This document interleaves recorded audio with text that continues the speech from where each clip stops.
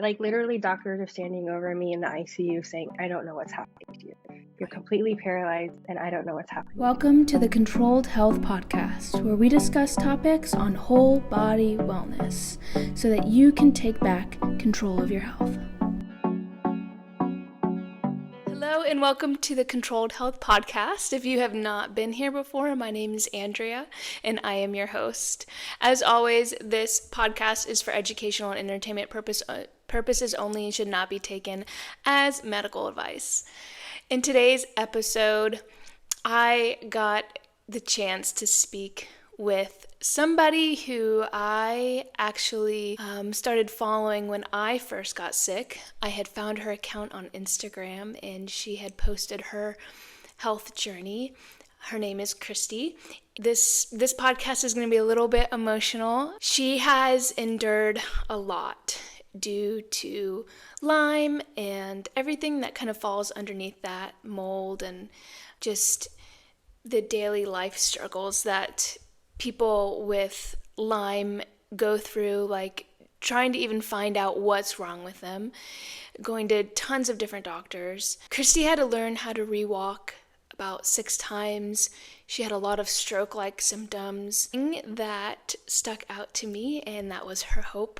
Kristi loves to share that God has a plan for us, and it is good despite the circumstances that surround us. I really hope that today's podcast will bring you hope if you are in a similar situation dealing with chronic health conditions. I know it can just be a struggle to get out of bed sometimes, and we both just want you to know that the current situation you're in is just a chapter of your life and that there will be more chapters to come.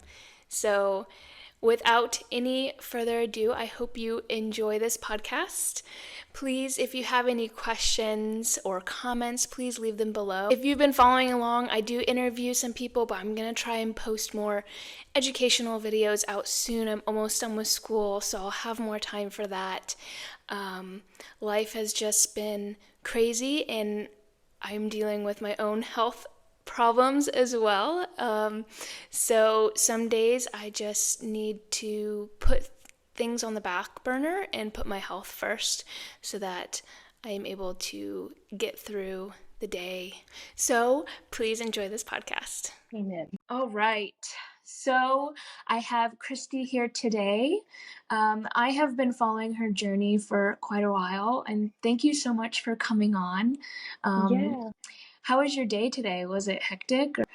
Yeah, it was, these things happen. And when I'm going to commit it to try to do something, it's all hectic. So Right. I'm here. It's good. I'm breathing. We're good. Praise the Lord.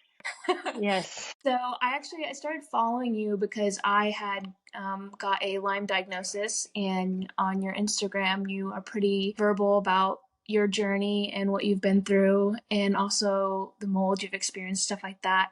And I'm just so grateful to have you on. So could you kind of share a little bit about what it was like when you first started experiencing symptoms and kind of what the journey was like to discover that you had Lyme?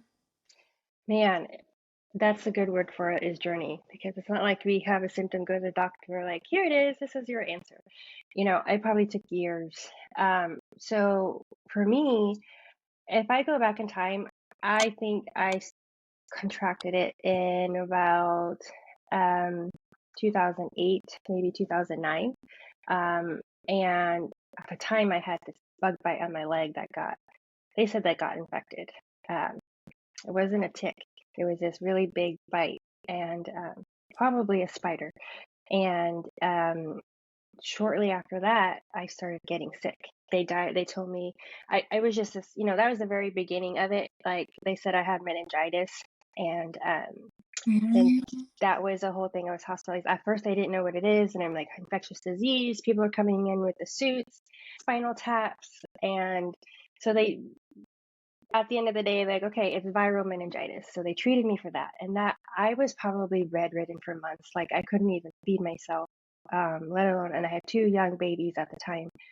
It was a struggle. My sister-in-law lived close by. She would come over and like make me lunch and stuff. If I go back in time, I think that makes sense of when it started. It wasn't meningitis. It was Lyme attacking me, and not too long after that, it was all within with the same year, I started having heart problems.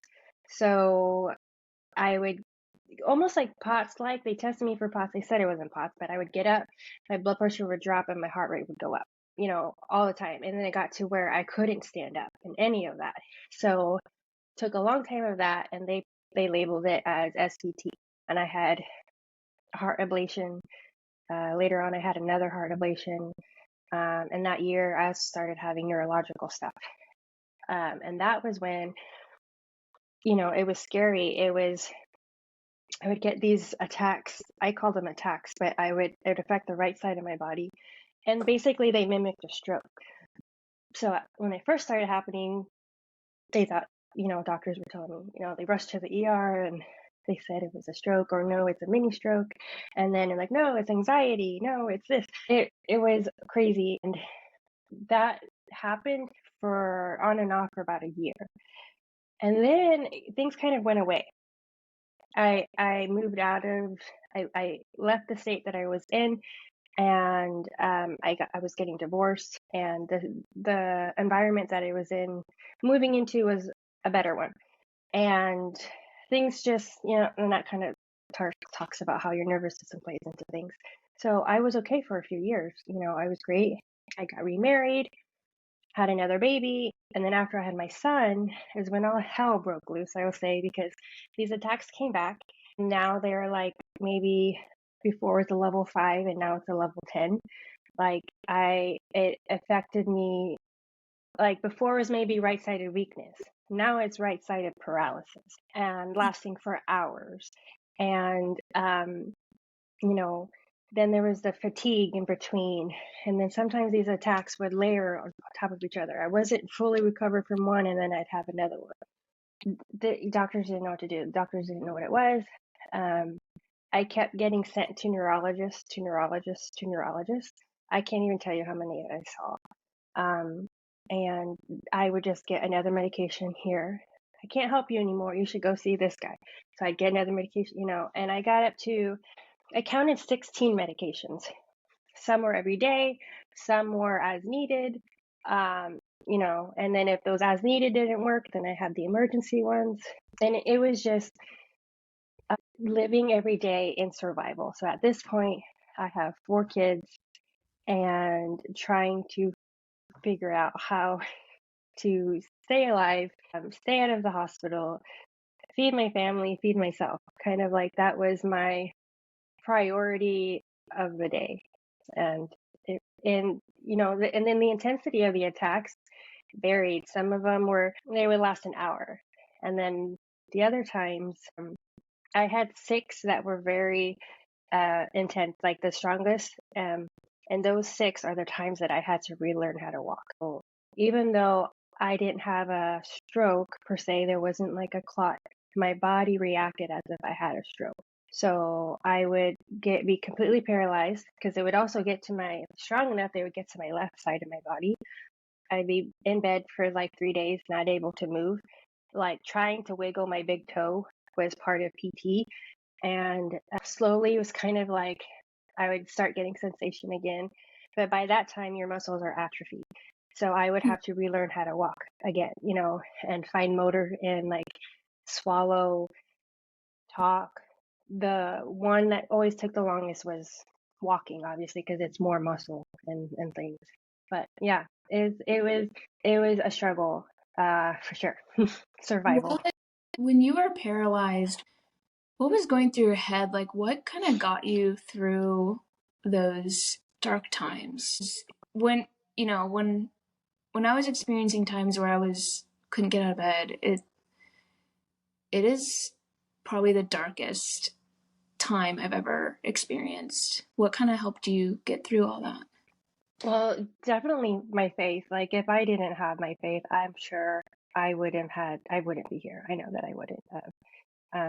It was hard. Like I tell people, like, if you have no hope, but if you have this tiny little ember of something, and in your brain it's like, okay, God says that this is not the end of my story, and I don't believe it right now, but he says that it is, then that's enough of a spark that you can like flame that fire. Like that's what I'm gonna get all emotional. That's Let's cry. Let's do it. I tell people like it's the hope that you need. It's because when you're in that position, like literally doctors are standing over me in the ICU saying, I don't know what's happening to you. You're completely paralyzed and I don't know what's happening to you. And it had gotten to the point where I was kind of familiar. It was weird. Not weird, but I understood what was happening to my body. Of course, at first it was very scary. But once I started, I had to tell myself, okay, this is going to pass. And after this is going to pass, God's going to show up. And I remember being in the ICU. And I look back now and I'm like, how was I not scared? But it was just my faith. It's just, it talks about in the Bible how you have a peace that surpasses understanding. Like I felt that. There was a time like it was probably the first time I had to relearn how to walk. I had been having these attacks, but this was like level 10 in the back of an ambulance. I had a stroke alert, like people over me, lights, ripping my, clothes because they literally, in the ER, they were treating me like there was a stroke. So, they determined it wasn't, but they get me to the ICU and the doctor's like, I don't know what's happening to you. I don't know how to help you. We will keep you here and we're going to monitor you. And of course, the doctor that I was seeing was out of town, of course, like the whole thing. And my husband's kind of here, like blank face, like he's in shock, like what's happening. And all I felt was peace. Like that's okay. You don't know, but I know that God knows. I don't know what's going to happen, but I know that God knows. Like that's all I kept thinking in my head. And at that time, I was paralyzed for 3 days in the ICU. And my first thing I could wiggle was my big toe. And then I cried. Because I, at the time was like, I don't know, maybe I'm going to be like this. I don't know. But whatever I know is that God's in this. So it's really like my hope and my faith in him has been my anchor. There's no other way I would have gotten through all of this. And a reason to fight for my kids and my family. Mentally, I was in a really dark place too, a lot of that season on and off. Part of it too, it was a lot of layers to that. Lyme also affects you in that way, and I had a lot of trauma. And even through that, my kids and my family, like I had to find a reason to fight. And they gave me a reason to fight. And God gave me the hope that I needed. Even if you have a tiny spark, I tell people that is enough. That's all you need. Like, faith of a mustard seed. Mustard seed, yeah, I was just about to say that. You hold on to that spark and get curious. Hold on to that, because even though your circumstances are bleak, your circumstances are telling you no way and heck is anything going to change. That little spark, that little curiosity of, well, maybe it can, or, well, God says that it will. So why don't I hang around long enough to find out? And that really, it's like you start fanning that flame, and it just grows.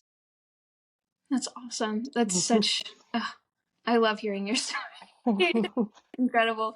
So you were getting all these, neurologists checking you out. Nobody could figure out what was going on. Who finally was able to diagnose you, or at least suspect that you had Lyme disease? So even that was a process. And it's kind of like how God puts people in your path, right? So I was seeing this one neurologist. He couldn't figure it out. The only thing that kind of remotely was helping me at that point was Botox injections. But that lasted maybe 2 or 3 weeks, and then so he was like, you know what? Sorry, would they inject that into your neck? Yeah, my head, my neck, my upper shoulders. They labeled it at this point hemiplegic migraines. So they were trying to treat it like if it was a type of a migraine, even though I never got the migraine part. So it was the paralysis part of it. And really it was Lyme underneath, neuro Lyme, but no one got to that point. So sometimes like the Botox injections would work for about 2 or 3 weeks and then they would wear off. But this one doctor said, you know what, you should see this guy. And he was a functional medicine neurologist. He said, I'd done everything medically. Everything they told me to do, I did. I gained 70 pounds. I was, just some of the medications had such strong side effects. I didn't know which one was worse, right? And then you get a side effect and they give you another medication for that. So all of that.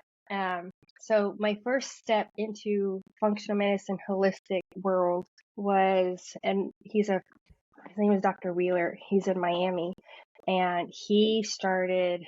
My first appointment with him was 4 hours. And I'm like, who is this guy? And he asked me these questions that no one other doctor was asking me, like, how was I born?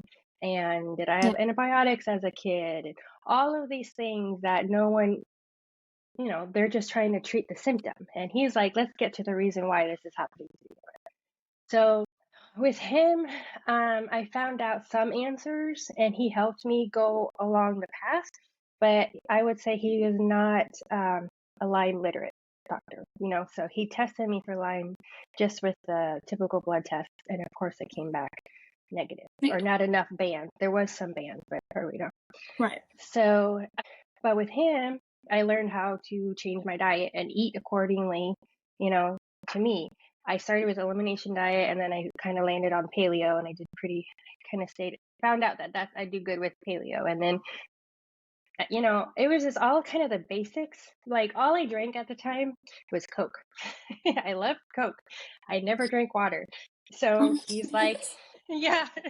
So he's like, okay, we're going to drink water and you need to drink this many ounces of water. Like I was oblivious to me. I wasn't raised that way, and I was younger, I was thin, but I still ate horrible. And growing up in my family, the only type of diet or nutrition was because the women in my family wanted to lose weight, the Latin culture thing. This was a whole new world to me. And my gut was a mess. I had a whole bunch of vitamin deficiencies because my gut was such a mess. Like he found a lot of things. I had MTHFR, all these things. So he started me on the foundation of kind of like the basis. But he didn't catch the Lyme part of it. So we moved out of town. We moved somewhere else, and my husband's job. And ironically, I didn't know it was Lyme until I got it into remission. That's a crazy story too. So I was doing all the things he had me doing. I ate paleo for about a year of paleo, taking vitamins for the first time in my life, really learning things. I found out I had an autoimmune B12 problem issue called pernicious anemia, so I had to do B12 injection. Like all of the foundational kind of stuff of learning how to really take care of my body. Like he really set the tone for me there. So at this point, instead of having about 3 attacks a day, I was having three a week. And I thought, gosh, this is the healing God promised me. This is it. God's like, I'll tell you what, he doesn't do things halfway. So I had made it. And at this point too, so this is like 5 years or so, 4 years. And I had to relearn how to walk 5 times at that, so it was pretty much once a year. And that first year I relearned how to walk twice that year. And then I would have like the attacks in between. So like 3 a day. And now I'm having 3 a week. And I almost made it to my 1-year anniversary to not having to relearn how to walk. Like 2 or 3 weeks before that anniversary, thinking I had made it, everything's great now. I had one of these massive attacks. And to this day, I still don't know what triggered it because I had a lot of triggers. I kind of figured out I lived in a bubble. I ate the same things. Like I had to go to the store with lights on, with glasses on because of the lights. So I had to learn to live in survival. I was stuck in survival of what not to, like trying not to get to the hospital, like stay out of the hospital. This one, I don't know what triggered it. I still don't. And same thing, I'm back in the ambulance, all the stuff. And this is where like the rubber, like where I had to really choose, and where I felt like I was at a crossroads, because God, I was so upset. I was like, God, I did all the things. I did, and I've gone almost a whole year without having to relearn how to walk. Yeah, I've got some attacks, but I'm managing, and he kept telling me, he's like, do you trust me? Do you trust me? Mm. And I can't tell you, like, I was upset. I was really down. I was really depressed. That time I was in the hospital, like, I don't understand. And it's just another one of those things where we will not understand everything. We got a lot of questions when we get to heaven, but you have to understand, and it's trusting him past our circumstances. So it was the whole gamut again. I got out, after a few days, I got out of the hospital, physical therapy every day, occupational therapy every day.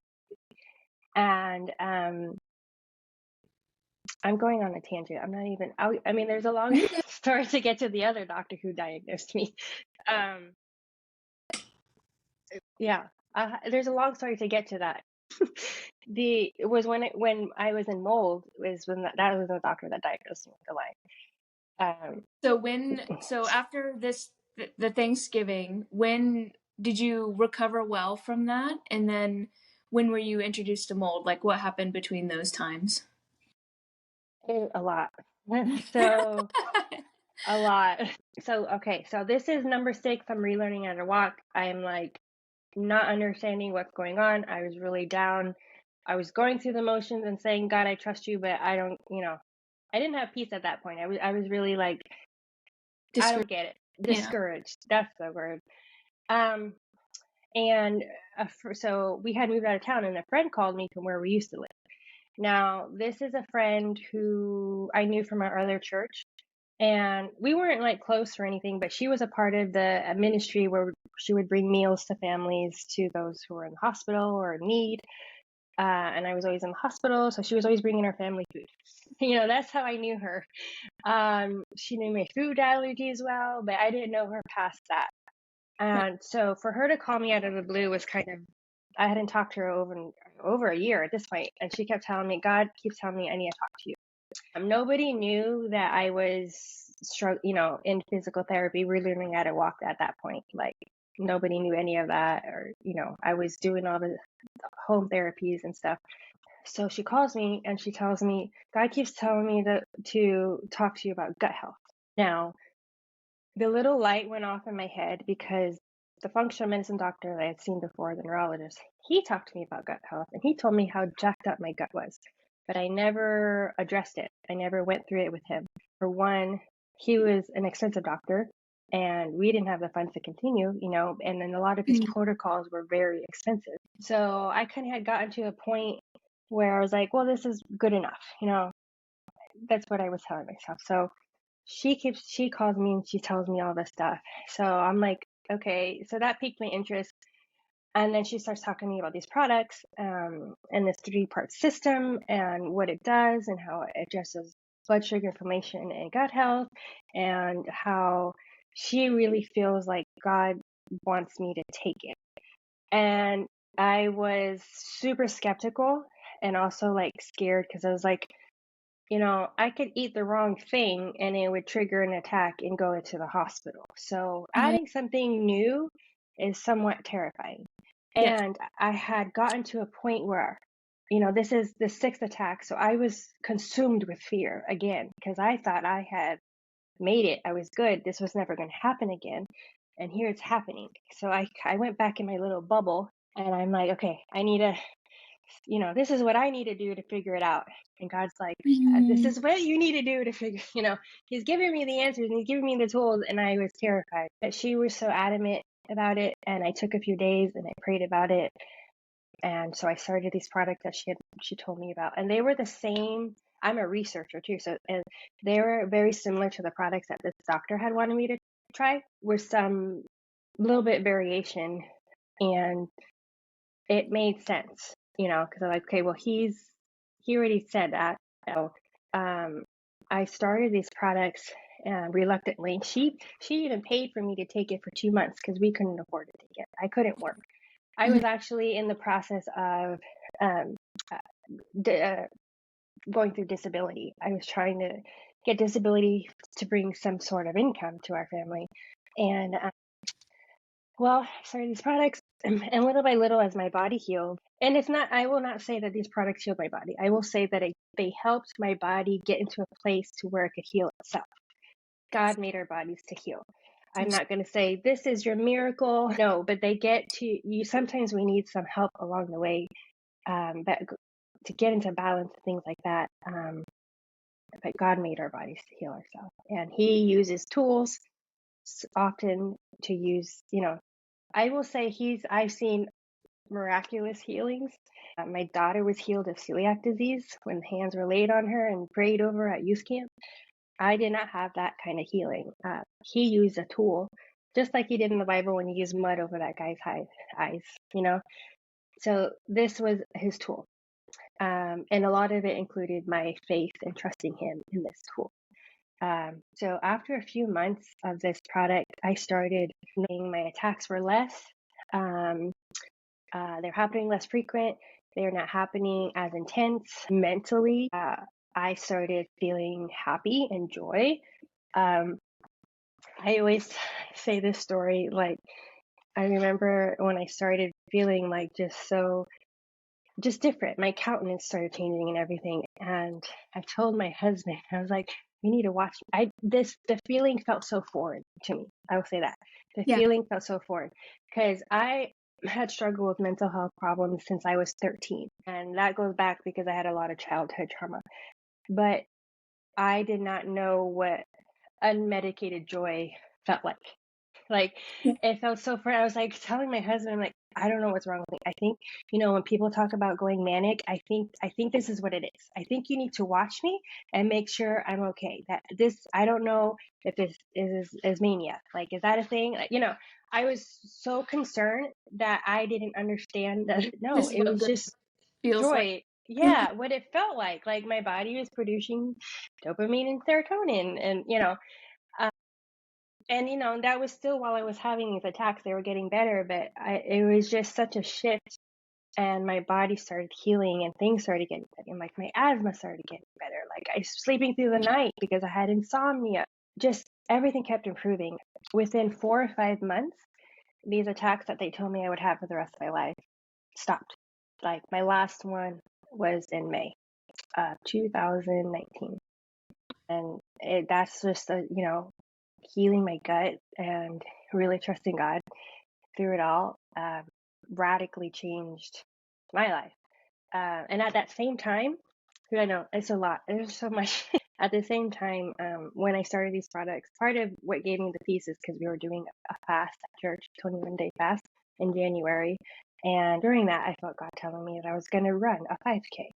And I'm like, you're kidding me. I'm in a walker. Do you not see the walker? I can't walk 5 steps right now without, my leg giving out.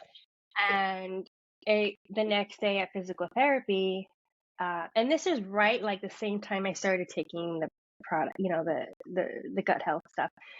The next day at physical therapy, man, and I have a love-hate with physical therapy. Like, they are the unsung heroes, but they push you. And he was, and the guy was like, you know what would really help you? Because they had told me that right side of my body was permanently damaged. I had so many attacks that my muscles and my nerves and everything were just totally damaged. So even when I was doing good, I still walked with a cane, or I would walk with a limp, or, and he said, you should run, because that will strengthen all of the muscles that you have, that, and I was like, that's okay. I hear you, God, loud and clear. So, and that was the same time I started the products. I started not really running. I couldn't run. I was walking. And my first goal was like 5,000 steps in my house. And then like it just kept getting better. And then, then I would go outside in my walker and I would scrape the sidewalk with my walker. My first goal was to go to the mailbox and back, or the stop sign. And so as I'm getting better, my body's getting stronger and healing, I'm also doing this walking thing, and I'm starting to run eventually. And I had a service dog. We still have him. Now he's just a fat, family dog. He used to be able to tell me when the attacks are coming. So he's with me looking at me like, are you crazy? What are we doing right now? And so at the same time, I started running and I fell in love with running. And it was more of like this rebellion. You told me my life was going to be like this, and God says it's going to be like this. And doing the exact opposite of literally being paralyzed to doing the hardest thing possible is running. And I was never a runner before. Don't get me, like, I never. So as I was running and my body's healing and things are getting better, I start training for this 5K. And that May, I ran a 5K. So December paralyzed, May 5K. And it's just a whole God, you can't make this stuff up. I'm making, writing my story. And I fell in love with running. So I'm like, hey, let's just keep going. And that October, I ran 6K, 10K. 10K, which is 6 miles. And then I ran that 1 year mark later, I ran a half marathon. And then I had planned on, and at this point, 0 attacks. I was losing all the weight that I had gained. Really, just 2019 was the best year of my life. Hands down, I can't, there's not been any other year compared to that. I think it's been the best year for everybody so far. Yeah, that's true. After that, it all kind of went downhill. Yeah, that's true. So then, I ran a half marathon. And then 3 weeks before the race, because I was doing training, and 3 weeks before my race, I started fainting and just started collapsing. And and again, I'm like, God, what is this? What are you doing? Like, not what are you doing, but like, what is happening? And it was different symptoms. It wasn't an attack, or it felt like my body was just deteriorating. And my heart rate was very low. So here I am back in the hospital, the whole thing. And long story short, we find out we had mold in our house, toxic mold. And the combination between mold and me training for a marathon just about did me in. So that was when I found out mold, and I found a friend. A friend suggested it to me, because still doctors didn't know what was going on, clueless. And my like ignorant mind, I'm like, yeah, I'll be good. And next week I'll run my race, and it'll be all right. I'll just go. No, I did not run the race. And so my friend Lisa, she suggested it. She reached out to me, and I did some testing, and then we did mycotoxin testing on my body and found it, and then we found it in the house. And then I started seeing another doctor, Dr. Jabin, and my first conversation with him, like the whole history, I got to tell him everything. And he's like, yeah, I'm pretty sure that you had Lyme. Like, that's neurological Lyme. And he was like, okay, so we could spend all the money in testing you for this, or we could use that money towards your treatment, because now we got to track on mold. Yes. And I'm like, let's do that. And, and the more that I learned about, because I had known nothing about Lyme at that point, and the more I learned about it, I'm like, yeah, 2 and 2 equals 4. That makes sense. And then that's when mold entered the story. Yeah, mold and Lyme love each other. It seems like anybody who struggles with one or the other has the other one. But you had said something, 2 things actually, that you heard the Lord say, do you trust me?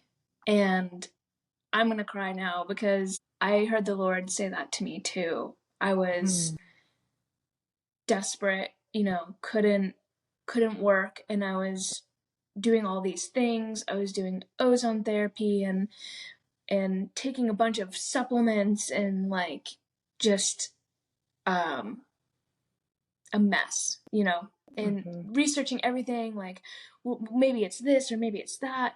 And one day I was like taking my supplements, and I just, hear the Lord say, do you trust me? Like, stop. Just stop. And when I actually stopped and like stopped digging and stopped obsessing over what it was, I actually started to heal. Yeah. And because you want to control it, right? You want to understand, obviously, like, oh, well, maybe it was because I ate something, or maybe it was because of this. And it's like, I'm to a point now where if I have a flare up, I don't go down the rabbit hole. I'm like, Yeah. I flared up, let me just, recover, rest, do what I know I need to do, and I'll be good. And another thing you said was setting those little goals for ourselves, like with how you got to running. That was a big part of my healing journey as well. Was, all right, today I'm just gonna make it to the couch, right? Tomorrow I'm gonna sit outside, tomorrow I'm gonna make a meal, like just those little goals. And I'm still doing that now till this day with my exercise. I had taken a trip down to Florida to see my mom, and she still lives in the moldy home. And it got me. It got me, and I'm still recovering. Before I had left for Florida, I was like doing these hard workouts, and I was like able to work all day and work out and not feel fatigued and stuff. And now I'm back to like doing 2 body weight exercises.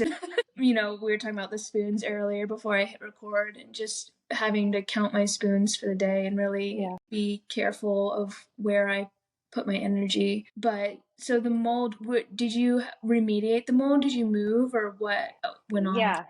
So the house that we were living in was a rental, which God saved us from, because it was like a rent to own type of thing. We were going to like buy the house. Right. So they tried remediating. And I would say I felt better for about a month, and quickly, and I could tell the drastic change between, like, fatigue was probably the number one, like a fatigue where you can't even like get your head up, or get up to go feed yourself fatigue. And it had gotten better after the remediation, but within a month or two, it started again. So we're pretty, okay, the remediation didn't work, or we're too sensitive, whatever. There needed to have been more done, or, Right. so now we're in 2022 and the world is shut down, and we're like, what the heck are we going to do? And that's a whole other God story, because we didn't know what we were going to do. Was it, sorry to cut you off, was anybody else in your house affected by the mold? Looking back, I could see, yes, but not as severely as me. Like the kids weren't sleeping through the night all of a sudden, and being tired and fatigued, and my 2 little ones had really bad dark circles. One of my daughter's adenoids and tonsils like blew up. Like little kind of things like that. One of my girls, the older girls, teenager, she started having anxiety for the first time ever, and she never had. Things like that, weight gain, and for my husband, and like the older girls, and like, it was just like, now that I know what I know, I could see where it was, some of the little signs. If I hadn't gotten as sick as I had gotten, we probably wouldn't have realized it. We just chalk it up to life and all the, so. The guys are always fine. Yeah. Yeah. Wow. So, okay, you moved again, and are you currently in the home that you moved out of for? Yeah, so we lost our possessions. We kept maybe 10% of our things that we were able to salvage or like wash. And then we threw more away after that. And we moved into a brand new home. We built the home was built, so I was here every week looking at every wood canister for anything. And so we've been here 3 years in April. There is a low level of mold here, but we discovered it was in our carpets, so we've been taking all the carpets out, and that has seemed to have done the trick. We still have a little bit more carpets here. It's like things just layer, these things just layer. It's never ending. I switched apartments because I wanted a bottom floor, and I'm trying not to stress. I do. Normally when I go into a place where there's a lot of mold, I can normally tell within a couple minutes. Yeah. I start to get kind of itchy around my mouth, and I kind of get like panicky a little bit. And I've been having a lot of symptoms here, but I don't know. When I moved, also like 2 weeks later, I went to Florida. So I'm kind of like, is it just from Florida, or maybe there is mold in here? But I'm to a point where I'm like, all right, I can't stress. Like, if there is mold, I can't do anything about it right now. I don't have the money to break lease. Like, there's all these things that come into consideration. So I have to really like center myself. All right, Lord, what can I do to support my body and make sure that I'm at least like handling it and processing it? Because I don't know, I've been flared up for a while now. I'm a little concerned, but I'm just. We also talked about the hormones and stuff too earlier, so I'm thinking that may be mostly what's going on. Because these are brand new apartments. Not that mold can't be in here, but I just don't. I didn't get the initial reaction when I was here, but now I'm having different symptoms. So it's like, am I stressed or like? I know it's hard, and I would say the same thing for me. Like I started having these symptoms, and like seizures and things. So looking back, it might have actually just been hormones and all the craziness of perimenopause started for me, rather than maybe the mold. Like and it was a very low amount, and we're in Florida, so that's going to be everywhere I go in Florida.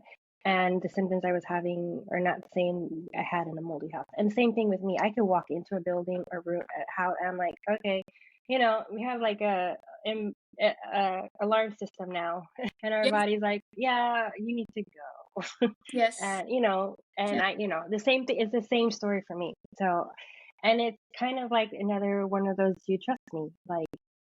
And I've done the same thing. Like, I'm not going to freak out, burn the house down. And, I've said the same thing. Okay, God, you're going to provide what we need. You're going to show what we need, and you're going to tell us what to do. And I'm just going to wait on you, because it's very easy to be super hyper vigilant.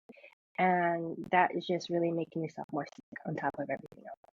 Absolutely. Yeah. In the chronic illness space, talk a lot about brain retraining and rewiring. And I think that's important. And us being believers, though, I think it's a little bit different, and what we believe and what we put into our thoughts. And, memorizing scripture was a big part of not spiraling and making things worse. Just choosing, you have to choose to just try. You have to choose. And it is really difficult. So how long did it take you to get from like point A to where you are? I would say, well, I've been here 3 years. The first year out, I was doing protocols and stuff to help my body. And I could tell quickly my body was trying to get rid of the mold. Like it was, and I started, I'd say that first year was a big change. I started working out for the first time. Like when I first started, like I'm telling you, I would do a squat. I couldn't even do a squat. Like my muscles were just so, from running and like being so physically fit to like so weak and frail. Like a squat, my legs were shaking. And that's how I started. I started working out with my neighbor, and she would help me. She was like, hey, literally teaching me how to do a squat, and that's how I started. But once I started, quickly I was able to kind of like, the more I exercise, no, I take that back. I didn't push it. I did, 30 minutes, 40 minutes, but my stamina got better, and I started getting stronger. So that first year really, I would say like that, like a year or so, and then it's been a little up and down, because then that second year here, we had the seizures come to the party, and it was hormonal, and we found out, I had, it's adenomyosis, which is endometriosis in your uterus, and I had polyps and all sorts of things, and which plays a part from Lyme, and mold is a root of that too. So I am very sensitive to any somewhat tiny fluctuations. I still am. And that was that was the seizure year. I have a year. I have the mold year. I have the Lyme. That was the seizure year. And during that time, like I couldn't, I did what I could, but so it's been a year since I had surgery, and I haven't had any more seizures, but I had to start over again physically. I just started again with just squats and 5-pound weights, and you know, little by little. Not You have to like not look at it, at least for me, as I had to change my perspective, because before you see healing as this straight line up. And then, once mold hit, I had a quick realization, no, it's not. It's up and down, around, turn around. It's, loopy loops and down again and up again. Like that's a part of the process. And I just have to accept where I'm at, honor my body with where it's at, and just do what I can with where it's at. If I get into the mindset of like, oh, I never ran my marathon, I always wanted to run, or, all of the things, I say yes. Hey, I haven't ran it yet. Will I? I don't know. We'll see. We'll get there. Am I going to do bodybuilding competitions? No, absolutely not. I like my 30-40 minute, strength training, because it helps my back, and, I feel good, and it's empowering to be able to do things like that after you've been paralyzed. So it's really it's being present and where you're at the moment. There might be another up, there might be another down. I'm sure that's part of this. God has really, I was literally just talking to my daughter about this. I have 4 kids. My oldest is 20. And I was talking to my 16-year-old about suffering, and so much of what we go through and suffering, like would I want to go through all of it? No. But God used so much of that to refine me and like ground me and like give me wisdom and like humble me. And if I hadn't gone through such hardships, I wouldn't be the same person that I am today. Like he has used all of that to really reveal things to me that he wanted to heal. During the mold protocol, all of my memories from trauma as a childhood came back. The things that my brain totally shut out came back to life. And that's when Dr. David is like, okay, we're going to do nervous system. Let's look on your nervous system, and we're going to go back there. Well, not go back there, but God took me back there to help heal those things, because those things were playing a part in my life as being a mom, a wife, had me a block, I would only let people come so far, and I didn't understand why. Even, I'm a pastor's wife, but I would never let people get close enough, even my kids or my husband. And it's because I had so many traumas that I had not remembered, but my body remembered. So then that was a year, a process of God really healing me through all of that, taking me and healing me. And it's been the hardest journey of my life, but it's been the most fruitful journey of my life. Like you can't know suffering, like joy and suffering go hand in hand. You can't know one without the other. Right. And you appreciate one with the other. Right. People get so full of shame because they're suffering, or they get so bitter and resentful. Because all you could see is you can only see what's in your face. You can't see past that. But once you go through the things, you get kind of like God gets some street cred, because it's you're remembering all the times he got you through that, and where you went past that. So that you're going to use that as evidence now to say, okay, he's the same God now he was then. So I don't know what's happening, but he's going to get me through this again because he did it before. Yes. And you wouldn't have known that. You wouldn't have, like, we know that, like we hear it in church, but unless you've experienced it firsthand and God really coming in and swooping you up, you wouldn't have known that. And suffering is what teaches you that. So I was listening to today. It was a little bit of a rough day, but I was driving for work, and I'm in North Carolina now, so I was driving through the mountains, and I'm not a mountain girl. I like the beach. I miss Florida so much.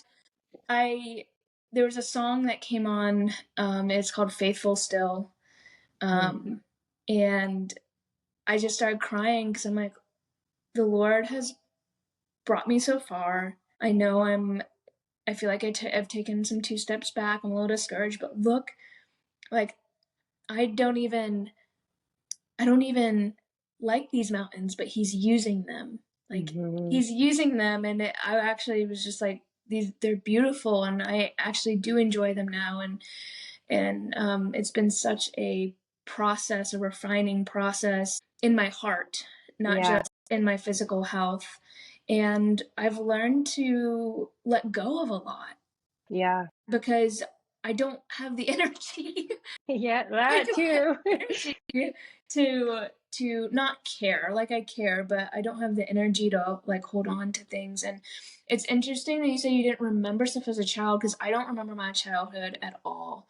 And I've been looking into some like somatic nervous system stuff to see if there's some underlying trauma that needs to be kind of brought up, because I get a lot of nightmares. I always have, and it's a little frustrating. And then of course with the chronic illness, a lot of trauma can cause us to hold on to all that stuff. So I'm wondering if I will ever get my memory back as a child. I don't really remember anything until like a couple things here and there, but until like maybe 8th grade, maybe I can start Wow. remembering stuff.